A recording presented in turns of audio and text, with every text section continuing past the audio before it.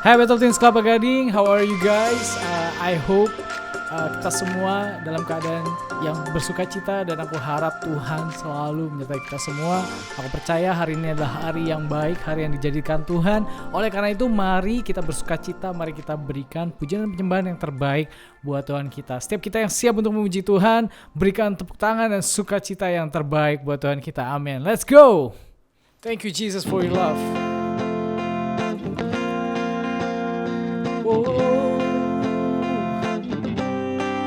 Come on, we sing. Cause His love is precious, His blood is precious. Singing, oh, precious is the flow that makes me white as snow. No other fount I know. I'm washed, I'm drenched in love. Amen. Thank you, Jesus. Come on, we sing. All souls settled by the blood of the Lamb. I'm not ashamed of what once hold me damn. How beautiful that cleansing flow. I'm washed, I'm drenched in love.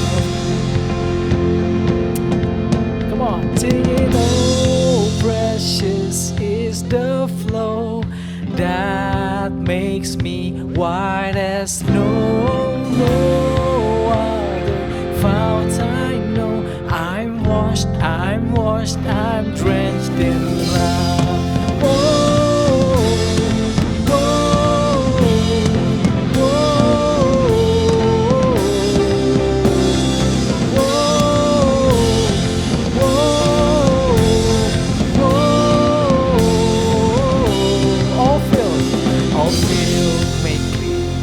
Crimson sea, I'm not ashamed of what shackled me.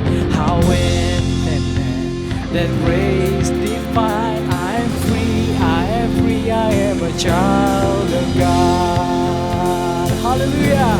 Come on, we sing, oh, precious is the flow that makes me white as snow.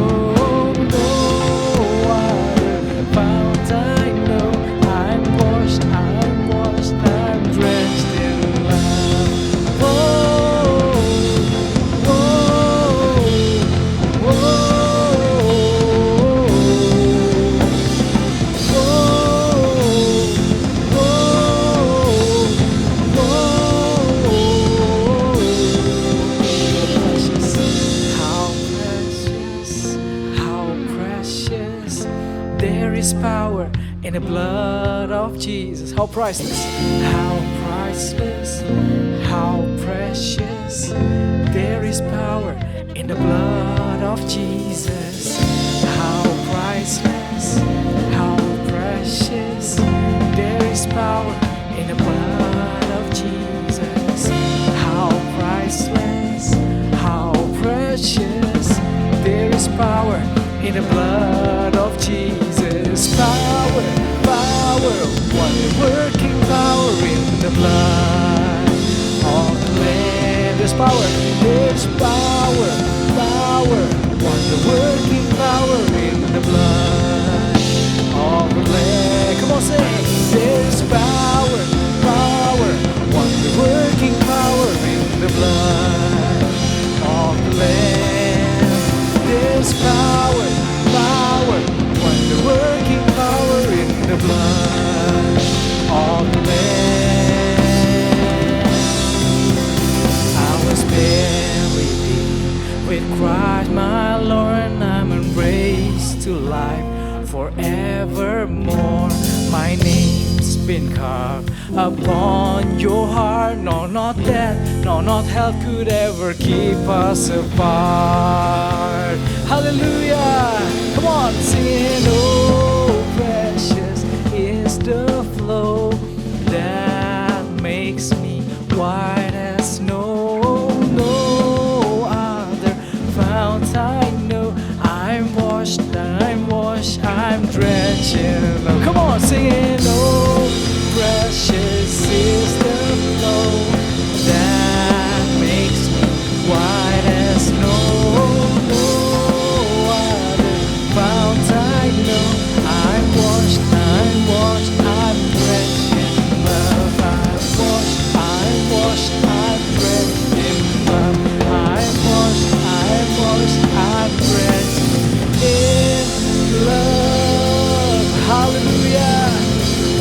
sorak-sorai yang terbaik buat Tuhan kita. Jesus, you are great. Thank you for your love. Hallelujah. Hallelujah. Thank you Jesus for your love. Amen. Mari setiap hati kita datang kepada hadirat Tuhan. Dan mari kita bersyukur atas segala kebaikan yang Tuhan sudah berikan dalam kehidupan kita. Karena kepadanya kita bisa berharap hanya padamu Tuhan. Hanya Kau Tuhan. Hanya Kau tempatku berlindung. Hanya Engkau laguku dan kekuatanku. Izinkanlah ku datang menyembah, membawa syukurku.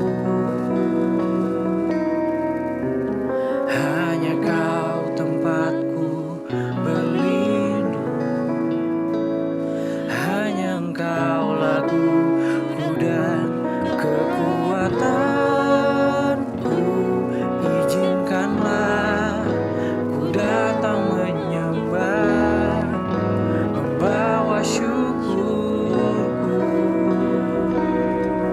Sama-sama setiap kita katakan, sedalamnya hatiku Kau pun tahu, dan kasih-Mu tak jauh dalam jiwaku.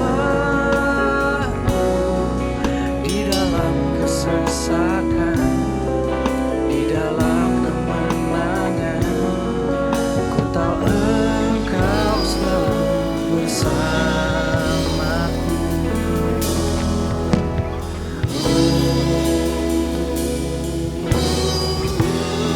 Kau selalu bersamaku.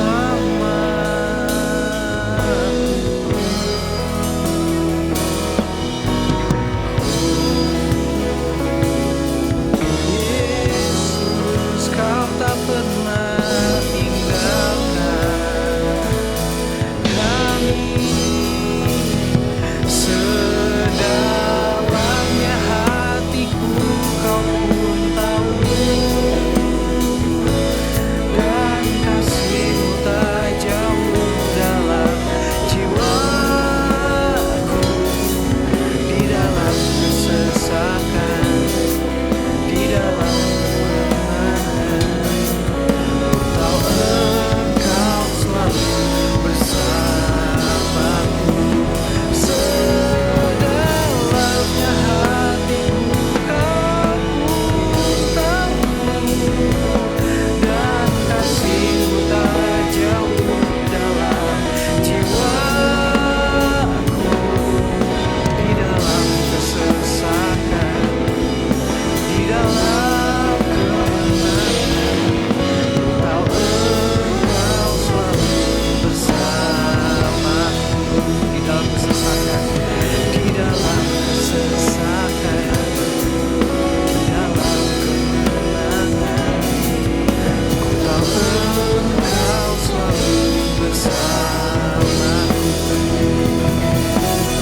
Di dalam kesesakan, di dalam kemenangan, ku tahu Engkau selalu bersamaku.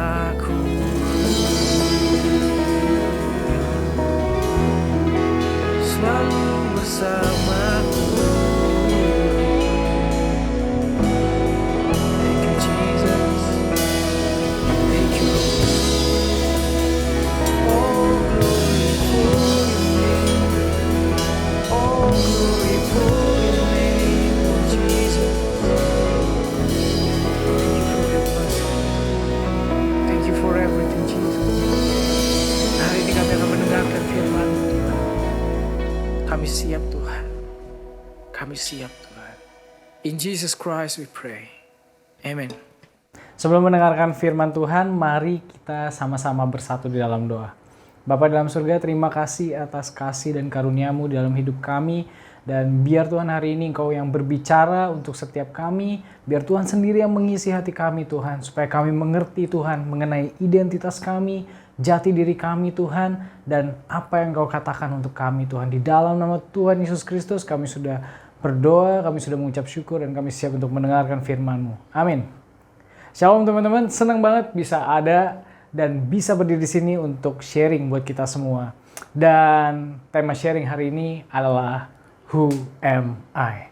Atau siapa saya sebenarnya?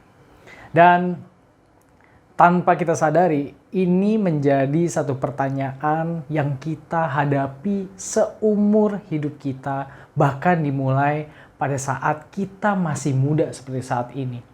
Banyak dari kita yang berusaha untuk melakukan berbagai kegiatan segiat-giatnya. Banyak banget kita yang mencoba untuk mencapai prestasi-prestasi tertentu. Banyak banget dari kita yang berusaha sebaik-baiknya dimanapun kita berada. Antara itu di pekerjaan, di dalam hobi teman-teman, ataupun di dalam sekolah. Pertanyaannya, kenapa sih kita melakukan hal ini segiat-giatnya? Karena kita ingin sekali untuk diakui. Kita pengen di dalam hati kita yang terdalam ada satu kebutuhan di mana orang-orang bisa mengenali kita dengan baik oleh segala sesuatu yang kita lakukan.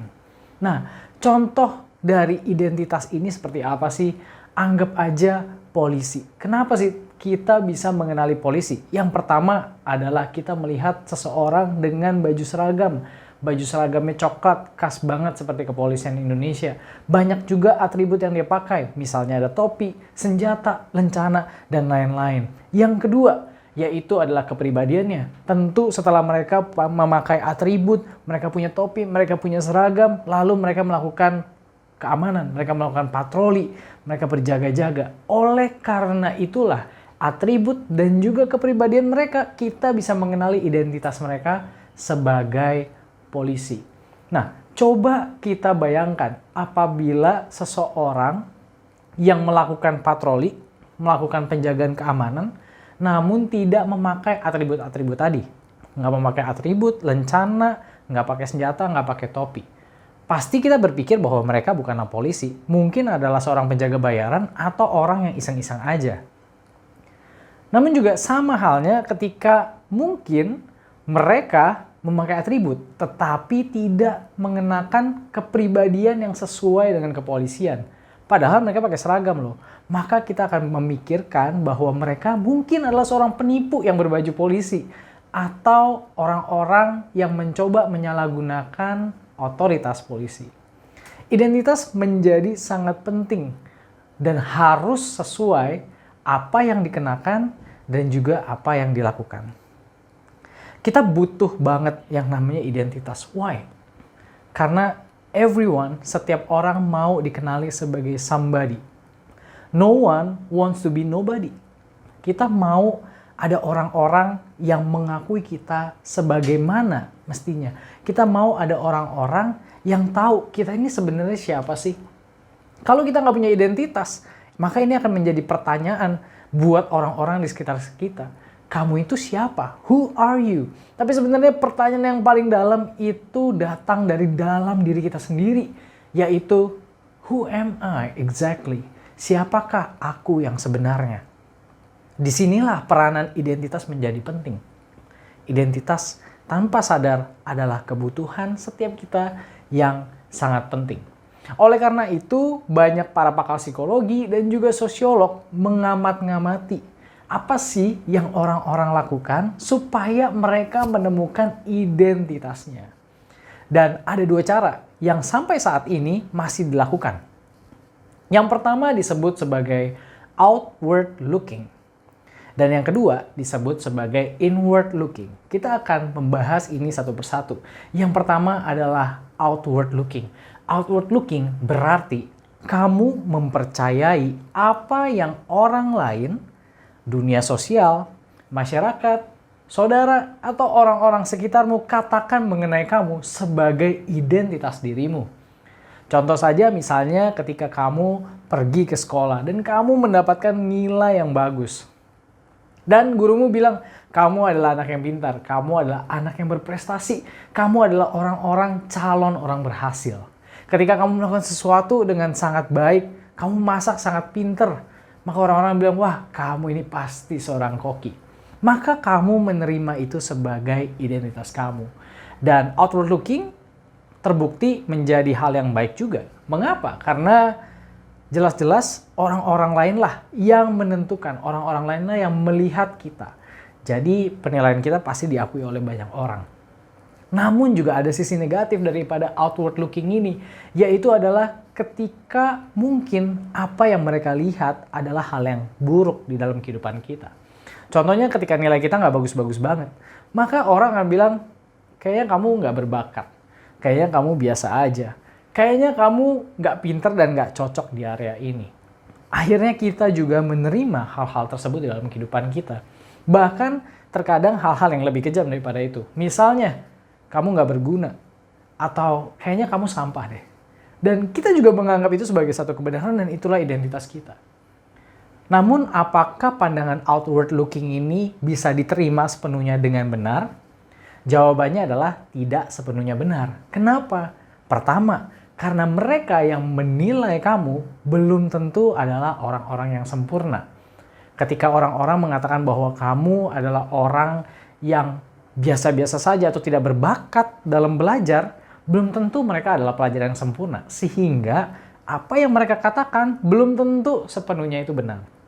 Yang kedua adalah orang-orang menilai apa yang mereka lihat. Artinya mereka nggak tahu apa yang mereka nggak lihat.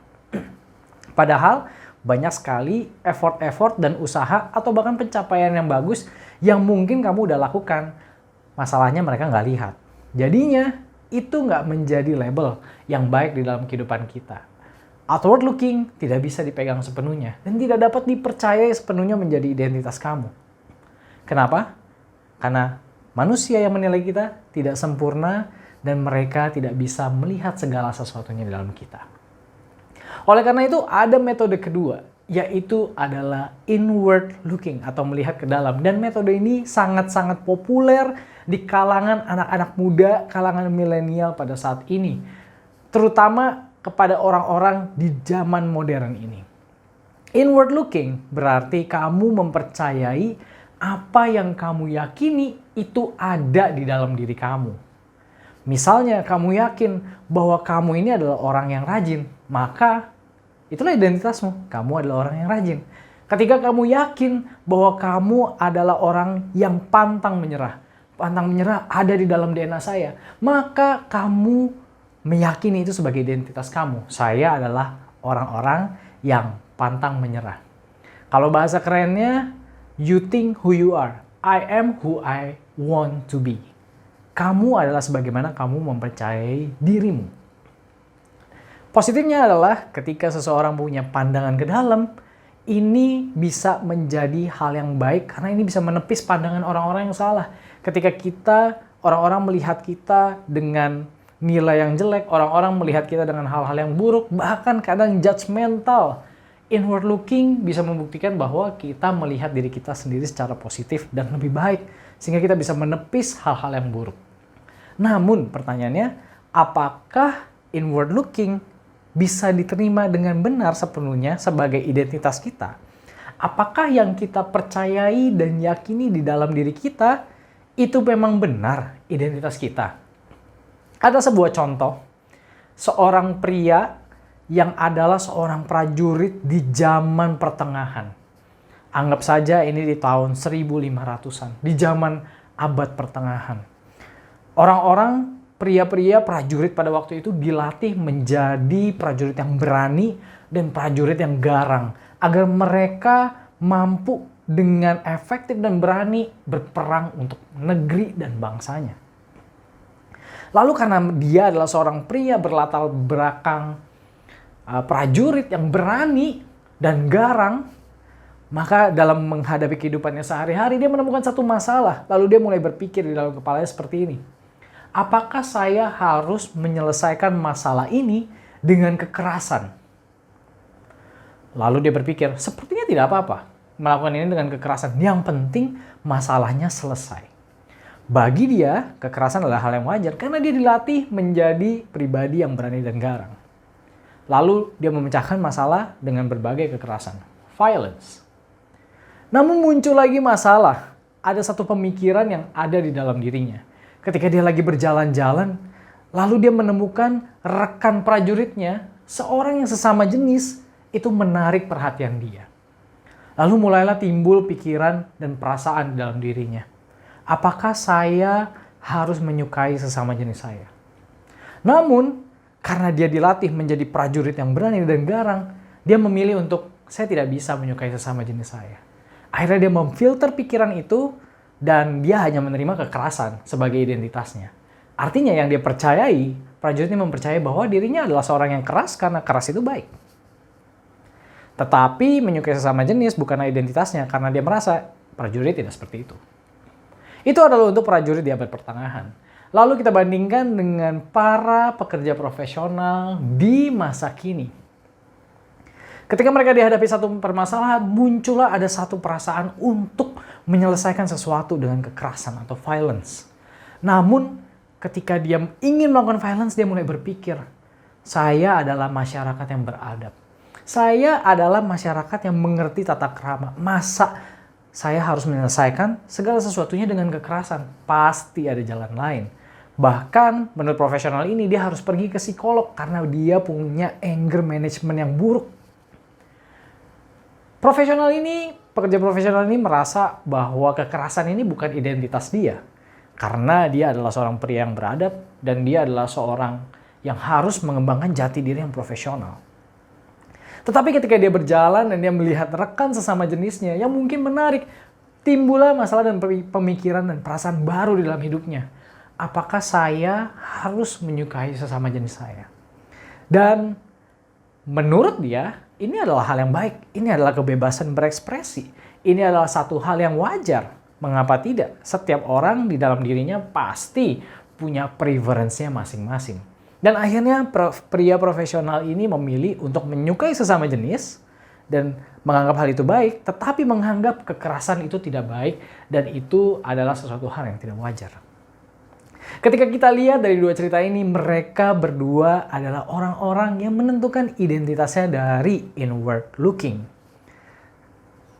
Tidak ada judgmental, ini hanya sebagai contoh bagaimana seorang berpikir untuk inward looking. Namun, apakah inward looking bisa diterima sepenuhnya sebagai identitas kita? Kalau dari contoh tadi, sepertinya tidak. Mengapa? Karena ada faktor lingkungan dan sosial yang mendorong pemikiran kita untuk memilih manakah identitas yang ingin kita jalani. Artinya, mereka yang melihat identitas mereka sebagai inward looking, sebenarnya mereka juga memilih apa yang ingin mereka jalani. Kalau dalam bahasa sekarang, ini disebut sebagai role play. Artinya setiap orang punya kebebasan untuk memilih identitas apa yang ingin dia jalani. Jadi inward atau outward looking. Rasanya kedua-duanya tidak bisa menentukan identitas kita secara benar. Kedua-duanya tidak bisa menentukan identitas kita secara asli. Karena baik dari luar, sepertinya mereka tidak bisa melihat kita dengan sempurna. Tetapi apa yang kita lihat sendiri juga dari dalam, kadang kita pilih-pilih dan mungkin membohongi diri kita sendiri. Lalu, bagaimana identitas kita dapat ditemukan? Berita baiknya adalah, di dalam kekristenan masih ada satu metode lagi yang dipilih oleh orang-orang yang tertulis dalam Alkitab, bagaimana mereka menemukan identitasnya. Inilah yang kita sebut sebagai upward looking. Upward looking berarti kamu mempercayai ada satu pihak yang sempurna, satu pihak yang dapat mengenali kamu secara utuh, satu pihak yang dapat dipercaya, yang akan memberitahukan kepada kamu siapa identitas kamu. Dan pihak yang ketiga ini tidak lain adalah Tuhan itu sendiri. Karena kita mengenal bahwa Tuhan adalah pribadi yang menciptakan kita. Tuhan adalah pribadi yang tidak pernah berubah. Dia nggak pernah berubah. Tuhan adalah pribadi yang sempurna. Dia mengerti kita luar, dalam, dan segala hal. Inilah basic dari upward looking. Kita akan sama-sama membuka ayat Alkitab. Kita akan buka ayat di 1 Korintus 4, ayatnya yang ketiga sampai yang keempat. 1 Korintus 4, ayat yang ketiga sampai yang keempat. Saya akan bacakan dalam terjemahan NIV. I care very little if I am judged by you or by any human court. Indeed, I do not even judge myself. My conscience is clear, but that does not make me innocent. It is the Lord who judges me. Sangat jelas Paulus berkata bahwa dia nggak peduli apa yang dikatakan orang di dalam hidupnya. Apa yang menjadi penilaian orang tentang segala sesuatu yang dia udah lakukan. Bahkan dia sendiri mengatakan, I do not even judge myself. Dia tidak menentukan identitasnya sendiri. Dia tidak ngejudge dirinya sendiri. My conscience is clear, but that does not make me innocent. It is the Lord who judges me. Dia berkata, Tuhan yang menjadi hakim saya. Tuhanlah yang menentukan identitas saya. Coba teman-teman bayangkan, kita sama-sama tahu bahwa Paulus adalah rasul yang besar. Dia menulis banyak surat, dia menulis banyak tulisan yang memberkati kita. Dan Tuhan memakai dia sangat-sangat luar biasa untuk menyebarkan Injil kepada bangsa-bangsa. Namun bagaimana hal ini bisa terjadi? Yang pertama adalah karena Paulus tidak begitu peduli oleh apapun yang orang-orang katakan. Dia tidak outward looking. Orang yang outward looking akan memperhatikan segala sesuatu yang orang katakan dan memastikan bahwa iya, saya adalah seperti yang orang katakan. Kalau Paulus percaya apa yang orang katakan, belum tentu dia bisa menjadi rasul Tuhan yang memenuhi panggilan Tuhan. Bayangkan, bukankah identitas Paulus adalah seorang pembunuh? Namun Paulus tidak memikirkan hal itu. Yang Paulus tahu adalah dia adalah seorang yang berharga yang akan dipakai Tuhan. Kalau Paulus terus percaya bahwa dia adalah seorang pembunuh, karena itulah yang orang-orang judge di dalam hidup dia, itulah yang orang-orang labeli tentang identitas dia, maka mungkin dia sampai sekarang tidak bisa dipakai oleh Tuhan. Karena dia yakin bahwa dia adalah seorang pembunuh dan bukan seorang penginjil. Dan kalau Paulus mempunyai cara inward looking untuk menilai identitas hidupnya, maka dia pun mungkin tidak bisa memenuhi panggilan Allah yang ada dalam hidupnya. Bayangkan, Paulus adalah seorang warga negara Roma. Ingat, pada waktu itu bangsa Israel adalah bangsa yang cukup sulit dan mereka sedang dijajah oleh bangsa Roma. Dan Paulus sendiri memiliki keluarga negara Roma. Bayangkan, hidupnya enak. Dan ternyata Paulus juga dengan orang-orang Yahudi, dia memiliki hubungan yang baik dengan orang-orang Yahudi. Bahkan imam-imam besar menaruh kepercayaan kepada Paulus. Kalau Paulus adalah seseorang inward looking, dia akan berkata bahwa dirinya adalah seorang yang kenamaan, dirinya adalah seorang yang populer, mumpuni dan nyaman. Dia akan hidup di dalam kenyamanannya, dia akan hidup terus-menerus di dalam apa yang dia miliki. Tetapi dia tidak judge himself, dia tidak menilai dirinya berdasarkan apa yang dia yakini. Dia menilai dirinya berdasarkan apa yang Tuhan inginkan di dalam kehidupannya. Akhirnya Paulus dipakai Tuhan dengan luar biasa dan menjadi rasul, dia menjadi penginjil untuk berbagai bangsa. Dan bagaimana panggilannya dapat ditemukan? Karena Paulus melandaskan identitasnya. Who are you, Paul? Who are you, Paul? Dia melandaskan identitasnya di dalam Tuhan dan apa yang Tuhan katakan. Hari-hari ini, di manakah kita melandaskan identitas kita? Who are you exactly? Are you what people told you to be? Are you a person that you believe you will be? Apakah kamu adalah orang-orang yang orang lain katakan atau yang kamu percayai? Atau kamu memilih untuk mempercayai apa yang Tuhan katakan dalam kehidupan kamu? Apa sih yang Tuhan katakan di dalam kehidupan kita?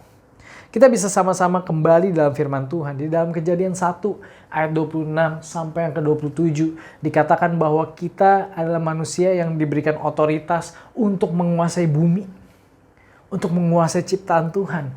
Tuhan menciptakan kita berdasarkan gambar dan rupanya. Artinya apa? Teman-teman punya power, teman-teman punya otoritas, teman-teman punya kekuatan, teman-teman punya sifat, perasaan, dan karakter Tuhan di dalam kehidupan kita. It will be wrong, akan sangat salah ketika kita merasa bahwa we are good for nothing. Kita nggak bisa ngapa-ngapain. Itu akan menjadi salah ketika kita merasa bahwa kita nggak spesial, kita sampah. It will be wrong. Why? Karena firman Tuhan berkata bahwa kamu adalah orang-orang yang spesial, diciptakan serupa dan segambar dengan Allah. Artinya atribut-atribut Tuhan itu ada dan kamu pakai. You're a man, you're a child, you're a person with God's authority. You're special. And that is your identity in God. Kita akan sama-sama lihat lagi di Galatia 4 ayat 7 dikatakan, jadi kamu bukan lagi hamba melainkan anak. Jika kamu anak maka kamu juga adalah ahli-ahli waris oleh Allah. Bayangkan teman-teman adalah seorang anak, child of God, anak-anak Allah, dan anak-anak Allah juga adalah ahli-ahli waris. Apa yang diwariskan? Yang diwariskan adalah sifat Allah. Yang diwariskan adalah karakter Kristus. Yang diwariskan adalah kepribadian Tuhan di dalam kehidupan kita. So if you think you are bad, kalau teman-teman merasa teman-teman itu terpuruk, teman-teman merasa karakter teman-teman itu jahat, teman-teman merasa bahwa karakter teman-teman itu nggak sesuai, dan itulah teman-teman, actually you are wrong. Why? Karena Tuhan berkata, kamu adalah ahli-ahli waris oleh Allah. Yang normal adalah you inherited, teman-teman memiliki karakter dan perasaan Kristus. That's the natural you. What's not natural adalah ketika teman-teman memiliki sifat dan karakter lain yang berseberangan dengan Allah, yang berseberangan dengan Kristus. Maka sebagai anak-anak Allah, kita bisa mengerti mana yang dapat diterima sebagai truly you and which is not truly you. What is truly you adalah segala sesuatu yang diwariskan seperti sifat-sifat Allah. That is the truly you. That is the normal you. That is the real you. Dan segala sesuatu yang berseberangan dengan Allah, that's not you. It's not you. If you think that's you, you're wrong. You've been looking inward all the time. Teman-teman harus ingat bahwa Allah mengatakan kamu adalah ahli waris. You inherited my character. Bahkan di dalam, kita akan sama-sama baca juga di dalam Roma 8. Di dalam Roma 8 ayat 1 dikatakan seperti ini. Demikianlah sekarang tidak ada penghukuman bagi mereka yang ada di dalam Kristus Yesus. Tuhan Yesus datang ke dalam dunia supaya setiap kita beroleh kehidupan yang kekal, beroleh damai sejahtera. Tuhan gak mau kita hidup di dalam penghakiman dan penghukuman. But sometimes kita menghakimi diri kita sendiri oleh karena kekurangan dalam kehidupan kita. We tend to judge our identity based on our flaw. Padahal Tuhan sendiri tidak menghakimi kita oleh flaw kita. So this is your identity in Christ. Inilah identitas kita di dalam Kristus. This is who you are. And this is who you will be. Kamu bukanlah orang-orang yang akan dihakimi. Kamu bukanlah orang-orang yang berseberangan dengan Allah. You inherited God's character. Dan kamu tidak dihakimi. Dan seorang anak berarti adalah orang-orang yang berjalan bersama dengan Kristus. Anak pasti berjalan bersama bapaknya. Anak pasti berjalan bersama walinya. And God is your father. Artinya di dalam kehidupan ini kita terus-menerus berjalan bersama Tuhan. That is your identity. Our identity berarti di dalam kehidupan kita, either you are having a success, either teman-teman having a failure, baik itu sukses ataupun gagal, baik teman-teman lagi di atas ataupun di bawah, you are walking with God. That is your identity. Jadi bukan keberhasilannya lah yang merupakan identitas kita. Dan bukan kegagalannya juga. Bukan ketika kita lagi di atas itulah identitas kita. Atau bahkan ketika kita terpuruk itulah identitas kita. You're wrong. Identitas kita adalah di dalam segala hal, we are walking with God. And God knows you wherever you are. And that is your identity, a child of God. Upward looking juga menentang sekali pikiran tentang inward dan outward looking mengenai meritokrasi. Wow, apa itu meritokrasi? Meritokrasi itu artinya adalah saya dinilai berdasarkan apa yang saya lakukan. I am valued for something I have done or contributed. It means, kalau di dalam kekristenan, orang-orang yang inward dan outward looking akan berpikir seperti ini. Saya ini baik, saya ini kudus, maka Tuhan mengasihi saya. And that is wrong. Christian never tells you that. Christianity never talks about ketika kamu baik, kamu kudus, lalu Tuhan berkenan dalam hidupmu. Maka Tuhan turun dalam ke dunia buat kamu karena kamu baik dan kudus. No. Tuhan datang dan mati untuk semua orang. Dan itu dilakukannya ketika kita masih berdosa. It means what? It means the upward looking way adalah Tuhan berkenan dan mengasihi hidupmu. Dan karena Tuhan mengasihi dan berkenan dalam hidup kita, oleh karena itu saya akan hidup baik dan hidup kudus. That is upward looking. Because God is good in my life, because God loves me, I'm going to love God, I'm going to live faithfully. Nggak terbalik. It's not about, bukan karena segala sesuatu yang kita lakukan Tuhan mengasihi kita. Tapi karena Tuhan sudah mengasihi kita terlebih dulu. Maka kita akan melakukan hal-hal yang baik dan berkenan bagi Tuhan. That is upward looking. Jadi apapun yang kamu lakukan, seberapa dalam kamu dijatuh, mungkin kita merasa bahwa kita adalah orang-orang yang terlepas dari Tuhan. We're not a part of God anymore. Hey, it is wrong. It is not your true identity. Your true identity is that God loves you whatever you are. And whenever you are, whatever you have done. And if you have made sin, kalau teman-teman merasa teman-teman menjauh, come back. Because your identity is a child of God. Dan Tuhan menunggu anak-anaknya. We see, di dalam kekristenan, upward looking, semakin kita upward looking, semakin kita menemukan jati diri kita yang sebenarnya. Kita mencari identitas karena kita merasa dengan identitas yang baik, kita semakin berharga di mata orang. Kita mencari identitas yang baik supaya kita dikenal baik oleh banyak orang. Tapi berapa banyak dari manusia yang akhirnya mereka justru jatuh dalam berbagai-bagai duka ketika mereka mencoba to find success as their identity. Because not everyone can achieve success.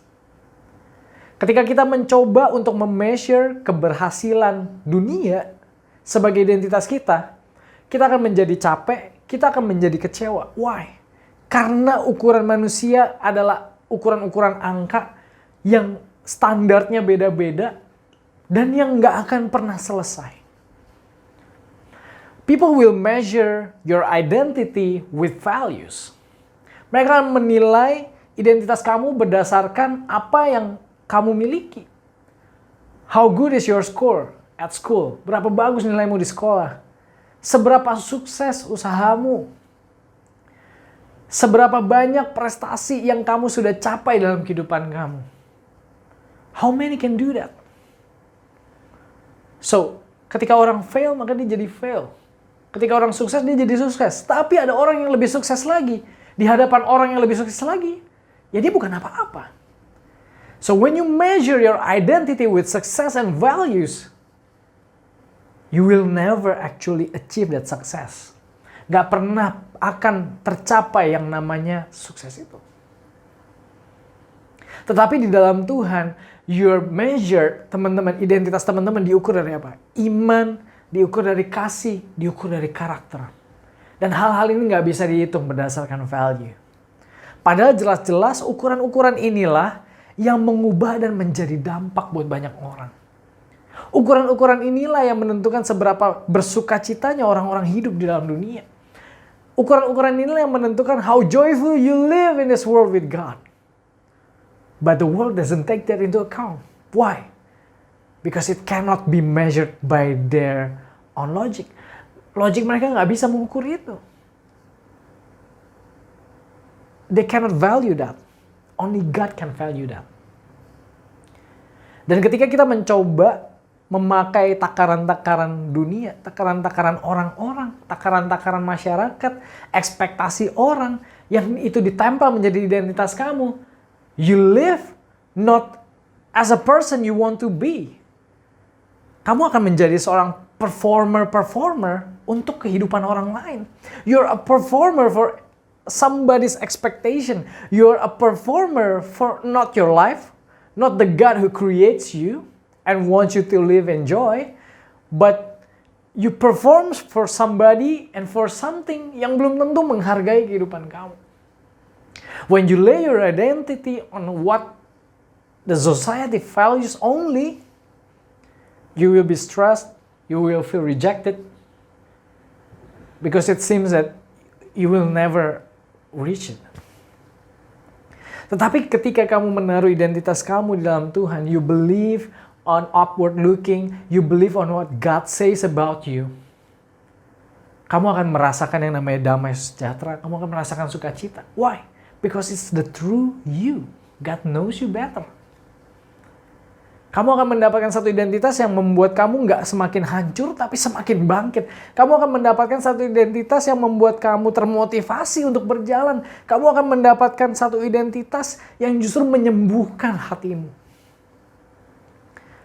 Jadi mana yang kamu pilih? Which identity do you choose?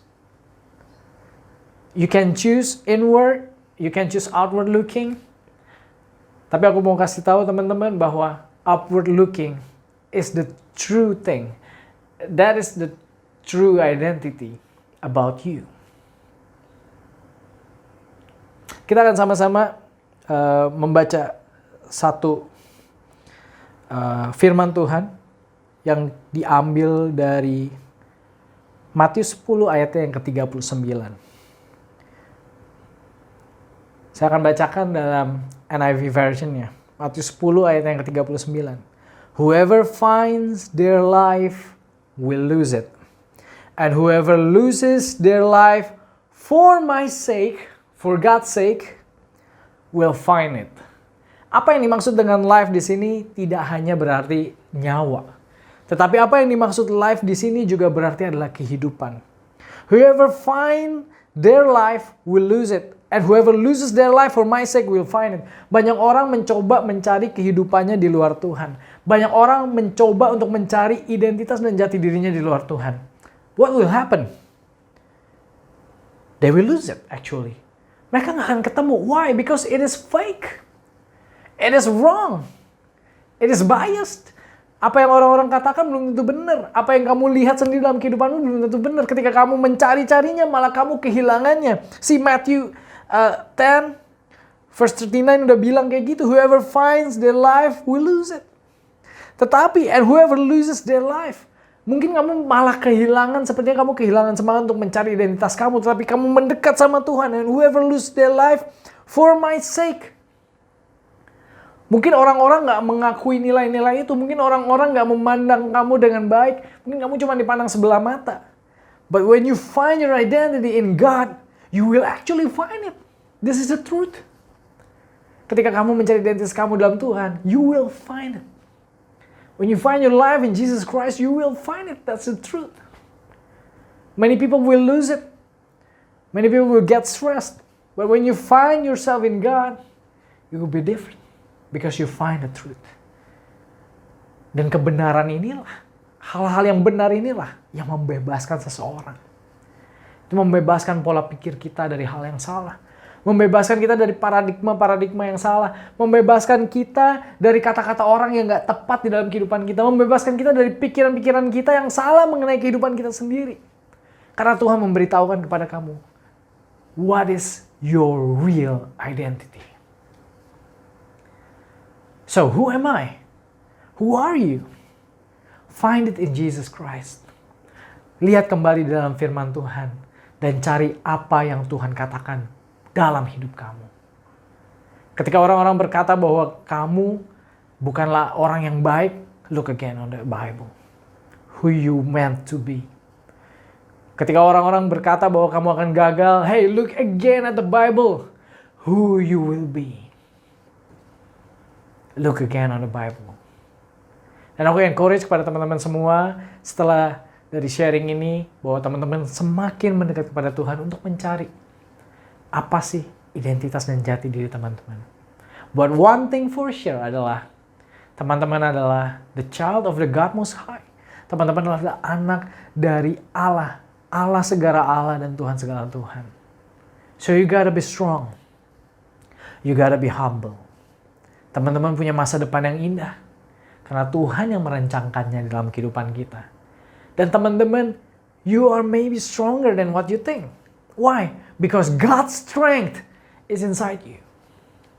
So you gotta believe, teman-teman harus percaya dalam kehidupan ini, you are destined, you are created for great purpose in Jesus Christ.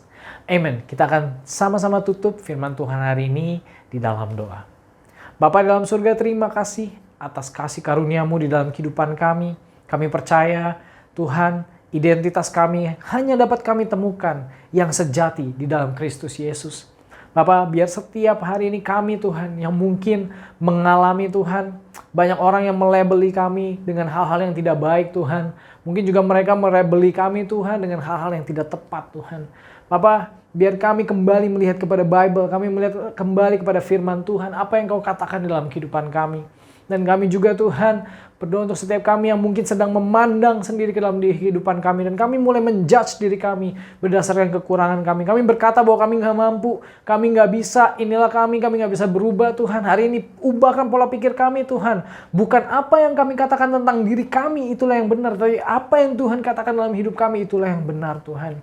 Dan biar Tuhan ada hikmat dan kasih Allah dalam kehidupan kami, untuk kami menjalani kehidupan kami, Tuhan, dengan sebaik-baiknya di dalam Tuhan. We believe our identity in you is pure, dan kami percaya, Tuhan, we are destined for great things. Di dalam nama Tuhan Yesus, kami sudah berdoa, kami ucap syukur, biar firman-Mu tertanam dalam hati kami. Amin.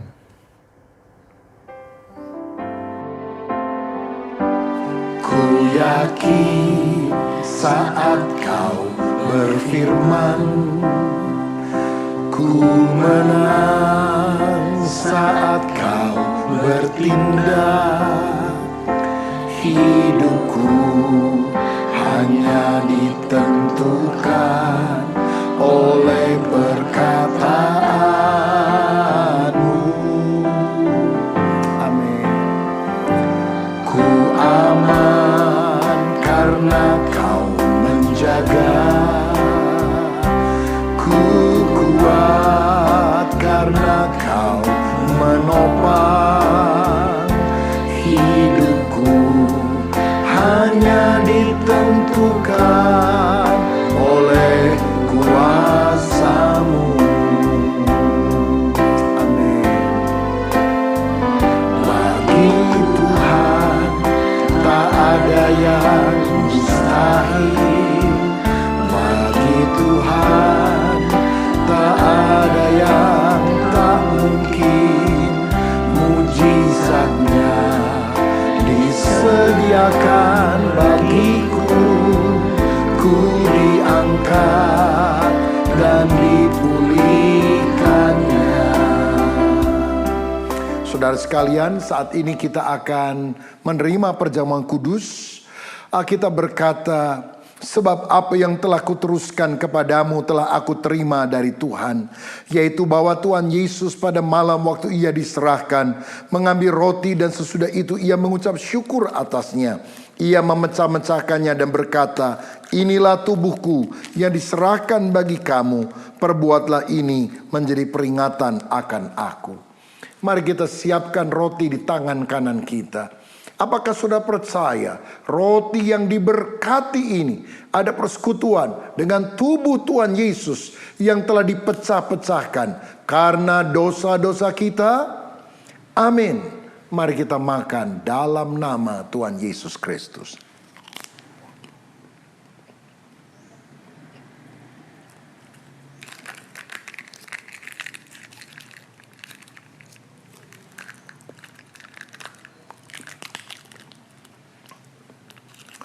Selanjutnya firman Tuhan berkata, demikian juga ia mengambil cawan sesudah makan, lalu berkata, cawan ini adalah perjanjian baru yang dimateraikan oleh darahku. Perbuatlah ini setiap kali kamu meminumnya, menjadi peringatan akan aku. Sebab setiap kali kamu makan roti ini dan minum cawan ini, kamu memberitakan kematian Tuhan sampai ia datang. Apakah saudara percaya anggur yang sudah diberkati adalah persekutuan dengan darah Tuhan Yesus Kristus yang telah dicurahkan untuk menebus kita dari segala dosa? Amin. Mari kita minum dalam nama Tuhan Yesus. Terima kasih Tuhan untuk kebaikan-Mu, untuk penebusan-Mu, untuk apa yang sudah Engkau lakukan. Biar hidup kami selalu bergantung kepada kebenaran firman-Mu. Bagi Tuhan tak ada yang mustahil. Bagi Tuhan tak ada yang tak mungkin. Mujizatnya disediakan bagiku. Ku diangkat dan dipulihkannya. Ku diangkat dan dipulihkannya. Ku diangkat dan dipulihkannya. Bapa, terima kasih untuk firman-Mu, juga terima kasih untuk perjamuan kudus. Di dalam nama Yesus, amin. Hai guys, aku harap teman-teman hari ini bisa menikmati ibadah hari ini dengan baik. Dan aku harap firman Tuhan hari ini memberkati setiap kita dan menjadikan kita pribadi yang lebih baik. Untuk minggu-minggu ke depan kita akan masih bertemu di dalam platform yang sama di battleteenskg.online.church. Jadi jangan lupa untuk datang dan ibadah selalu. Dan juga jangan lupa ajak saudara-saudara dan teman-teman kamu.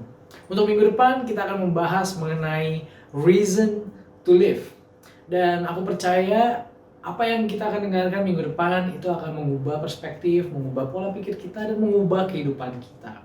So I encourage everyone untuk kita bisa sama-sama datang dan enjoy the service too next week di dalam platform ini. So mari kita sama-sama mengakhiri ibadah kita hari ini. Dan kita akan sama-sama berdoa untuk bangsa dan negara kita. Kita juga akan berdoa untuk kehidupan kita, untuk teman-teman kita, dan untuk perjalanan hidup kita bersama Tuhan. Dan mari kita sama-sama bersatu di dalam doa. Bapa dalam surga, terima kasih untuk ibadah yang Tuhan sudah sediakan buat kami hari ini. Kami bersyukur Tuhan, kami percaya persekutuan kami bersama Tuhan dengan-Mu Tuhan tidak akan pernah sia-sia. Dan biar Tuhan semakin hari kami semakin diubahkan Tuhan untuk mengerti Tuhan bagaimana Tuhan bekerja dalam kehidupan kami dan bagaimana Tuhan peranan kami Tuhan di dalam dunia ini Tuhan, dalam kehidupan yang kami sementara ini Tuhan, untuk memuliakan nama Tuhan. Bapa, kami berdoa Tuhan biar ada perubahan kehidupan dan karakter dalam kehidupan kami menjadi pribadi-pribadi yang lebih baik, semakin hari semakin memuliakan nama Tuhan. Kami berdoa untuk bangsa dan negara kami. Bapak, kami percaya di dalam setiap kesulitan Tuhan, bahkan di dalam keadaan yang tidak menentu ini Tuhan, kami percaya disitulah kuasa Tuhan menjadi sempurna dan nama Tuhan dimuliakan. Biar anak-anak Tuhan di tempat ini Tuhan menjadi tiang-tiang doa-Mu Tuhan, menjadi teladan-teladan Tuhan bagi mereka di bangsa ini dan pada masa ini Tuhan. Kami berdoa untuk kehidupan setiap kami Tuhan, biar Allah kiranya selalu menuntun kami Tuhan ke jalan yang benar, kepada purpose yang Tuhan sudah tentukan dalam musim ini, agar kami terus berbuah Tuhan bagi pekerjaan Allah. Dan mari teman-teman kita sama-sama menerima berkat yang daripada Tuhan. Mari angkat tanganmu. Kiranya berkat dari Allah Bapa turun untuk setiap kita. Biar kiranya Allah menempatkanmu di tempat yang tepat, dan biar kiranya engkau berbuah lebat pada musimnya. Biar kiranya apapun yang kau lakukan, dimanapun kau berada, di sekolahmu, di dalam keluargamu, di dalam segala hobimu, engkau akan dipakai Tuhan dengan luar biasa menjadi berkat. Dan apa yang engkau lakukan itu menjadi kemuliaan Tuhan.